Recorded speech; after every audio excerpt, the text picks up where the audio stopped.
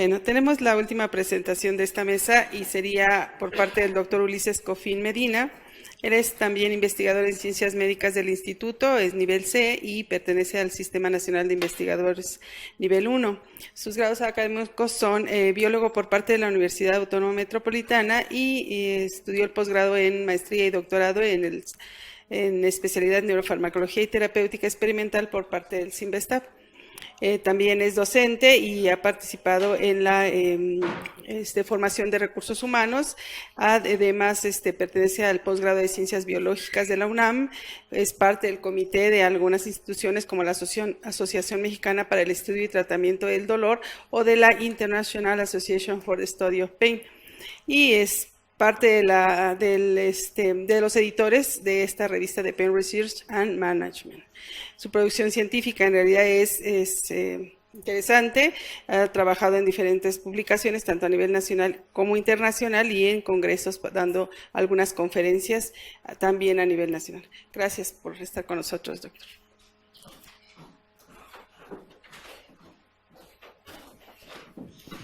¿Qué tal? Buenas tardes. Muchas gracias por esta presentación. Yo voy a hablarles sobre una planta que crece, es una planta nativa del sureste mexicano, crece en el estado de Oaxaca, en la parte norte, la Salvia divinorum. Es una planta que la usan normalmente las comunidades mazatecas. Fue descrita, a pesar de que ya había algunos reportes antropológicos de los años 30, donde relacionaban el uso de la salvia en el pueblo mazateca con diversos rituales religiosos y también como uso medicinal. Fue hasta el 62 cuando los botánicos Eplin y Játiva la describieron y la clasificaron como un tipo de planta perteneciente a la familia de las lamiáceas. Este tipo de plantas como la menta, el orégano, tomillo, el romero. Y bueno, la palabra salvia viene del latín salvus, que es salud o salveo, curar, y divinorum, de divinus, de los divinos o literalmente de los dioses.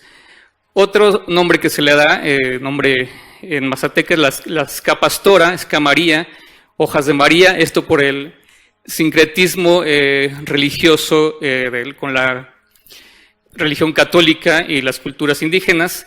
Y bueno, este vocablo de ska también puede significar que desciende. Es literal, lo conocen como la hierba de los dioses.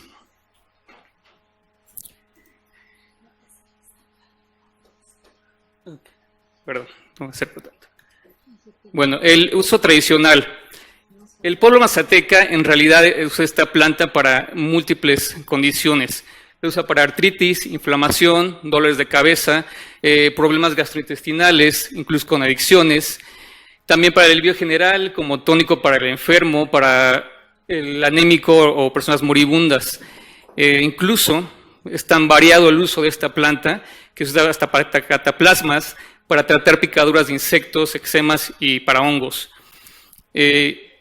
Incluso para candidiasis, cistitis, calambres menstruales. El propio trabajo de campo de esta investigadora McKedden, que sacó esta publicación en 2018, su trabajo de campo, ella menciona que se fue a una comunidad mazateca, en el pueblo de San José Tenango, que es cerca de Huautla y Jiménez, el pueblo de donde era originaria María Sabina, y bueno, refiere que se quedó con la familia donde está el curandero, y el hijo del curandero cae en adicción a la coca. Y entonces ella menciona cómo su padre, el curandero, lo logra sacar de la adicción por medio de ciertos rituales con la salvia, pero además por el consumo de 40 hojas en infusiones durante un mes en días alternados. Entonces esto habla cómo el pueblo mazateca lo usa para un sinnúmero de afectaciones. Y bueno, el uso recreativo, que en realidad el uso recreativo occidental no tiene nada que ver con el uso tradicional milenario que le daban los mazatecas. Actualmente hay gracias a la internet, a la disponibilidad del extracto de salvia o de la sustancia activa de la salvia por internet, se ha dado un boom en su uso recreacional. Aquí aquí es un video sobre una persona, hay múltiples videos, ustedes pongan Salvia divinorum trip y salen cientos de videos de personas que están consumiendo esta sustancia de forma fumada. La persona aquí inhala por medio de una pipa de agua, un vaporizador, una cierta cantidad de salvia, no especifica cuánto. Pasan 40 segundos, esta persona ya tiene el efecto de esta sustancia, empieza con alucinaciones, y en realidad, aquí lo interesante es que el efecto es muy rápido. En realidad dura no más de 4 minutos, cuando el individuo ya está en sus 5 sentidos, digamos. Y aquí, el problema es que, como todavía no tiene una regulación a nivel mundial, menos en México, no existe una dosis estandarizada. Por ejemplo, aquí un estudio que salió en el 2015 de Hernández Velo, en el que prueba varios productos comerciales de la salvia, y ve que el nivel de miligramos por gramo de esta planta es variable y no corresponde a lo que la misma marca comercial está reportando. Entonces, aquí es lo importante de dosificar, ¿no? esta sustancia. Aquí nada más para ejemplificar el video, pasan un par de minutos, la persona aquí ya le pasó el efecto, es rapidísimo, no tiene efectos secundarios, incluso aquí ya termina, y ya le dan hasta la chela, ¿no? Y a seguirla. Pero aquí lo importante es cómo la diferencia del uso ancestral al uso lúdico que se le da actualmente, que tiene relación con esta cultura occidental de consumismo y demás. Y ¿qué es lo que hace que esta planta tenga este efecto tan potente? 20 años después, un poco más, de que se describió y se clasificó esta planta portativa, el investigador mexicano Ortega en el 82 y posteriormente Valdés en el 84 describían una serie de sustancias derivadas de la planta, diterpenos, y les mandaron, uno le llamó salvinorinas y el otro Valdés le llamó divinorinas, que después se dieron cuenta que es la misma sustancia. Una serie de diterpenos. Los diterpenos son terpenos de 20 átomos de carbono, provenientes de hidrocarburos. Estos terpenos se encuentran presentes en gran cantidad de plantas, se encuentran presentes en las cortezas y en la salvia de algunos árboles. Uno de los diterpenos más conocidos son los taxanos. Los taxanos se usan actualmente en formulaciones farmacéuticas para tratamiento de pacientes con cáncer, Paclitaxel, por ejemplo. Este medicamento proviene de los taxanos provenientes de la madera del árbol teja. Entonces, dentro de estas sustancias, de las salvinorinas, las más abundantes son la salvinorina A y la B, y dentro de estas dos, la salvinorina A es la que tiene mayor acción farmacológica. En el 2002, un estudio hecho por la Sociedad de Ciencias de Estados Unidos hizo un screening farmacológico de una batería de 50 receptores, transportadores y canales iónicos para saber a qué se le pegaba la salvinorina o para qué servía. Entonces, lo que encontraron es que es agonista de receptores kappa opioides. De manera interesante, no tiene acción sobre los receptores 5-HT2A, a pesar de tener un efecto alucinógeno, no tiene acción sobre estos receptores.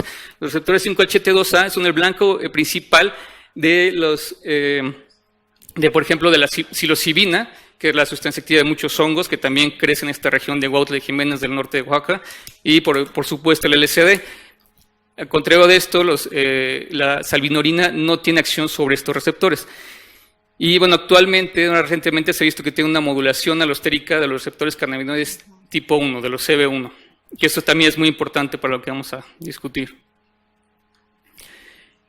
Y actualmente se sabe que esta salvinorina A es el alucinógeno natural más potente conocido hasta la fecha. De hecho, la dosis en humanos apenas es de 200 a 500 microgramos. Perdón, aquí es un error, es miligramos, no es miligramos, es microgramos. Bueno, si fuera miligramos es casi un cigarro completo, ¿no? En realidad aquí con una pequeña dosis, como viene en el video, con una pequeña fumada, tiene un efecto muy potente. Y bueno, estudios animales han mostrado que especies menos evolucionadas, en este caso el pez que está a la izquierda es un pez cebra. Un estudio de Bryden en 2007 demuestra cómo ante la administración de distintas dosis de salvinorina A, este pez tiene un efecto tipo trance, ¿no? Bueno, yo no sabía en realidad hasta que leí este artículo que se puede estudiar esto en peces, pero parece que los peces en lugar de estar nadando como normalmente nada se postran en un solo sitio y este efecto lo revierten, este investigador lo revirtió con la administración de antagonistas para receptores kappa opioides y antagonistas para receptores CB1 cannabinoides. En el caso de los roedores, ahí es un poco paradójico, puede producir efectos de recompensa, pero es dependiendo de recompensa como el craving, por ejemplo, en modelos de autoadministración, pero depende un poco de la especie, la cepa y la ruta de administración. También hay investigación en primates no humanos, en este caso investigación de Hooker et al. de 2008, en que administraron salvinorina a babuinos, en una administración intravenosa. Y bueno, aquí demostraron primero que la salvinorina cruza la barrera hematoencefálica, la cruza en aproximadamente 40 segundos. Y de ahí tiene una duración, una vida promedio media de 8 minutos máximo, en que empieza a bajar. Y de manera interesante, los sometieron a un estudio de tomografía por emisión de positrones a estos monos y encontraron que la activación principal está en la corteza auditiva, la corteza sensorial, frontal, con predominancia en el cerebelo y la corteza visual. Entonces ahí nos da una idea de por qué este efecto de alucinaciones y de lo que sucede en el comportamiento en humanos, ¿no? Y bueno, en humanos también hay algunos estudios, no muchos.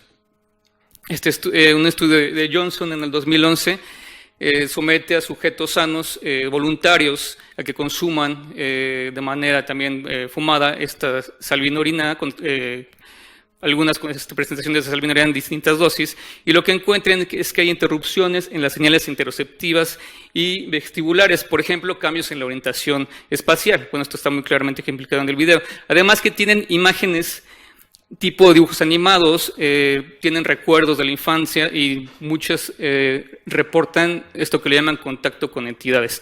En realidad, si ustedes mismos pueden ver en YouTube, le ponen lo mismo, el viaje con Salvia Divinorum, y muchas de las personas que lo consumen dan que describen su viaje como es, y es totalmente alucinante. Pero bueno,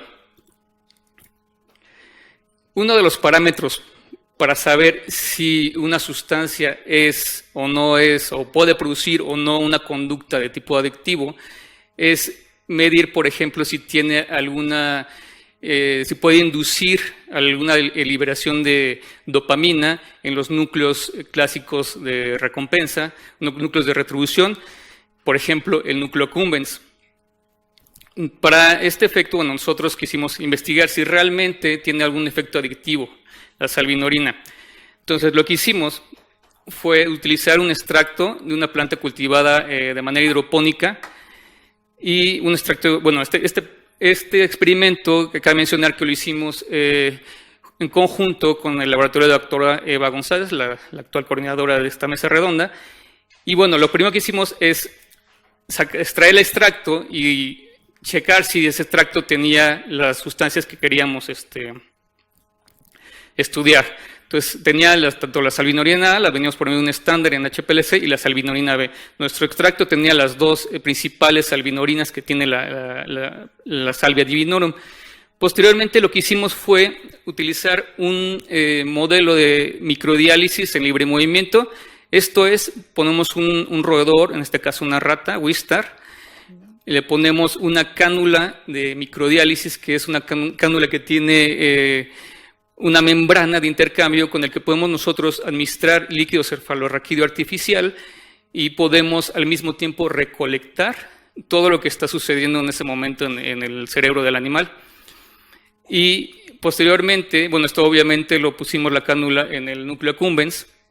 Posteriormente lo pasamos por un sistema de HPLC para determinar qué cantidad de dopamina se está liberando en ese momento. Tenemos una resolución podemos tomar muestras cada 20 minutos. Y lo que les muestro aquí es un curso temporal durante 180 minutos en el que vemos la liberación de dopamina, el porcentaje de liberación de dopamina. Los puntos negros son la liberación basal, y los puntos blancos es después de la administración intraperitoneal de salvinorina. Y bueno, vemos en este estudio que no encontramos que hay ningún cambio en la liberación de dopamina al administrar la salvinorina, lo que podemos inducir con esto que no induce un comportamiento de tipo adictivo. Bueno, en la cultura mazateca, la salvia divinorum se utiliza para tratar hinchazón abdominal, diarrea, espasmos intestinales, ya sea se mastican las hojas frescas o por medio de una infusión, como les había mencionado. Y bueno, muchos años después de este uso tradicional mazateca, pues la ciencia vino a corroborar que sí, en efecto, tiene acción antiinflamatoria a nivel intestinal.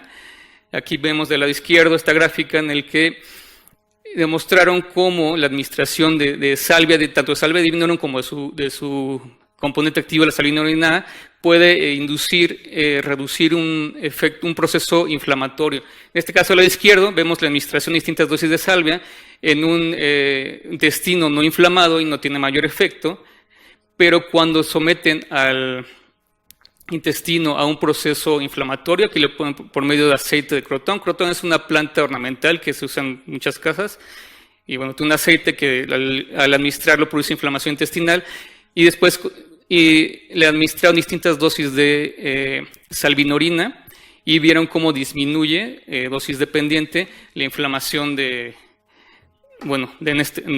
intestino. Además, también se han hecho estudios de inflamación de colitis, ¿no? Por ejemplo, encontraron que no solo disminuye el dolor que causa la inflamación del colon, sino además puede revertir o puede ayudar a proteger las células que son dañadas en este caso, por TNBS, y que este efecto es revertido por la administración de, en este caso, NorBNI, que es un antagonista para los receptores kappa opioides, y por dos fármacos que es la M251 y la M630. Uno es antagonista de los receptores CB1 cannabinoides y el otro es un antagonista de los receptores CB2 cannabinoides. Y bueno, el dolor es una de las causas más comunes de las visitas al médico o al dentista. La gente que sufre de dolor a largo plazo pues tiene su vida social, su trabajo pues afectado, y además ahora con el aumento de la población de adultos mayores pues es como indispensable encontrar una alternativa a los tratamientos convencionales. Y en los últimos años la investigación biomédica para la salvia divinorum ha empezado, bueno, ya no tiene más de 12 años, como 15 años máximo, que se empezó con el estudio a nivel biomédico de salvia divinorum y de la salvinorina. Y bueno, aquí les pongo un par de ejemplos. Estas investigaciones utilizaron dos modelos de dolor. Uno es el tail flick, que es poner un estímulo en la cola de la pata y ver cuánto tiempo se tarda en sacudirla, y otro plantar test, que ahorita les explico cómo es. En este caso, la administración de salvinorina disminuyó la latencia en segundos del tail flick y además el número de respuestas en el hot plate, que te explico cómo es el método. Entonces también vieron que se disminuye de forma dosis dependiente y además puede ser revertido de nuevo por antagonistas de receptores kappa opioides. Y bueno, en nuestro laboratorio hicimos también un experimento en el que inyectamos de forma intraperitoneal el extracto de salvia divinorum que habíamos utilizado, pero lo inyectamos junto con un anandamida, el cual es un agonista, un opioide endógeno. Es decir, lo produce el organismo por sí mismo. Y bueno, lo que encontramos, aquí les explico, pusimos un modelo de plancha caliente. En este modelo es una plancha de 55 grados en la que introduces al animal y tiene 3 conductas. La primera es simplemente una reflexión que empieza a levantar las patas, posteriormente se empieza a lamer y por último tiene esta conducta de escape. La primera conducta es una que se da a nivel de la médula espinal, es un reflejo de flexión habitual, pero la segunda conducta y la última, que es la de lamida y la de escape, tiene un componente supraespinal, la de escape tiene un componente cognitivo importante. Y bueno, lo que encontramos es que la administración de anandamida no produce un efecto tal para la disminución de la nocicepción, pero cuando administramos la anandamida junto con la dosis baja, la más baja que usamos, de hecho la alta es de 100, la baja de 10 de Salvia divinorum, hay un efecto antinociceptivo importante, tanto en la conducta de lamida como en la conducta de escape. Ok, también utilizamos, bueno, ¿y qué pasa? Ese es para dolor agudo, ¿por qué pasa para el dolor a largo plazo? Utilizamos 2 modelos de dolor, uno por inflamación, que es de inyección de carragenia, que lo mencionaba también la doctora Eva, y otro por por ligadura del nervio ciático, y los sometemos a 2 distintos modelos, pruebas de dolor, una prueba de mecanocicepción, una prueba de termonocicepción. Y para ambos casos utilizamos dosis ya probadas de extracto de Salvia divinorum y encontramos que hay una disminución no solo para el modelo de inflamación por carragenina, sino además del modelo de dolor neuropático, en este caso por la ligadura del nervio ciático. Y bueno, el dolor viaja a través del asta dorsal de la médula espinal hacia núcleos corticales, hacia primero un primer relevo talámico, luego hacia núcleos corticales. Y bueno, actualmente se sabe que toda esta serie de núcleos y de vías metabólicas relacionadas con el procesamiento central del dolor se les conoce como matriz del dolor. Y bueno, hay 2 núcleos que se activan, que se activan y que están implicados no solo en el dolor agudo, sino de manera importante en el dolor de tipo neuropático. Uno es la corteza anterior del cíngulo y el otro es la corteza insular. De hecho, son de los núcleos que más se activan en estudios de imagen, por ejemplo, cuando se administra algún estímulo doloroso. Y en particular, la corteza insular la hemos venido estudiando ya hace algunos años, y es una corteza que tiene proyecciones no solo córtico-corticales, sino proyecciones con el sistema mesolímbico, dopaminérgico, proyecciones descendentes hacia el núcleo de Raphe, el núcleo cerúleos, que a fin de cuentas tiene una producción inhibitoria descendente de tipo noradrenérgico hacia la médula espinal. Pero además, esta corteza de la ínsula tiene una expresión moderada pero importante de receptores capiopioides, por lo que nos decidimos a probar directamente la salvinorina A dentro de la corteza insular, para lo cual utilizamos un modelo que les había mencionado, que es de ligadura del nervio ciático. En realidad hacemos 4 ligaduras sueltas en el ciático, lo que produce del ciático en la pata trasera de la pata trasera de la rata, lo que produce después de 2 días un dolor de tipo neuropático. Entonces podemos medir también, mediante las pruebas antes mencionadas, distintas conductas, pero además de hacer la ligadura, lo que hicimos fue, por medio de una técnica de estereotaxia, poner una cánula de inyección en la corteza insular, y el día del experimento pudimos administrar a través de esta cánula salvinorina en distintas dosis. Y bueno, lo medimos en modelos también antes mencionados. Uno es el modelo de von Frey, en el cual es un modelo de estimulación mecánica. Tenemos un filamento que lo que hace es dar un pequeño estimulación a la pata trasera del animal, y lo que medimos es la latencia de retiro, o sea, cuánto tiempo se tarda en retirar la pata. Si el animal tiene neuropatía, a veces ni siquiera posa la pata en la rejilla, sino simplemente la mantiene alta, y se la posa al momento del estímulo, la levanta inmediatamente. Entonces, estimulamos mecánicamente y estimulamos térmicamente. El diseño experimental me lo voy a saltar un poco porque ya lo expliqué acá antes, y me voy directo a los resultados. Bueno, ¿qué encontramos? Primero, hicimos un mapeo cerebral para ver si nuestra cánula de inyección había estado en el sitio correcto. Y los queríamos ir a esta parte de la ínsula que es la corteza granulada rostral, que es la que se ha visto relacionada directamente con el desarrollo y percepción del dolor. Y lo que vimos es que, lo que hicimos es quitar simplemente los animales que no estuvieran dentro del sitio de inyección. Y encontramos que hay una... después del proceso de ligadura, que es un dolor tipo neuropático, es un modelo de dolor neuropático, hay una disminución de la latencia de retiro de la pata. Es decir, los animales que tienen dolor neuropático levantan antes la patita. Lo que hacemos es administrar salvia. A los 30 segundos de administrar salvia hay un aumento drástico de la latencia de retiro de la pata. Este aumento puede ser bloqueado por la administración tanto de un antagonista CB1 cannabinoide como un antagonista kappa opioide. Y de manera importante, cuando administramos el antagonista kappa y el antagonista cannabinoide, más la salvinorina, se revierte incluso menor al control. Es decir, que está bloqueando completamente la acción de la salvinorina. Esto pasa a los 30 segundos y a los 30 minutos hay un efecto similar. Y bueno, la salvinorina tiene diversas limitaciones en su uso actual. Por ejemplo, en la ruta de administración, la vía oral no es viable debido a que puede ser susceptible a degradación enzimática. Tiene un efecto, como lo vimos, de muy corta duración, un binding de solo algunos minutos. Tiene un rango metabólico alto. La salvinorina B, que es el mayor metabolito, es inactivo totalmente, es inocuo. Y además que la salvinorina es un sustrato del transportador de flujo de las glucoproteínas, que son las proteínas encargadas de extraer de las células, del interior de las células, las toxinas, por ejemplo, en el epitelio intestinal.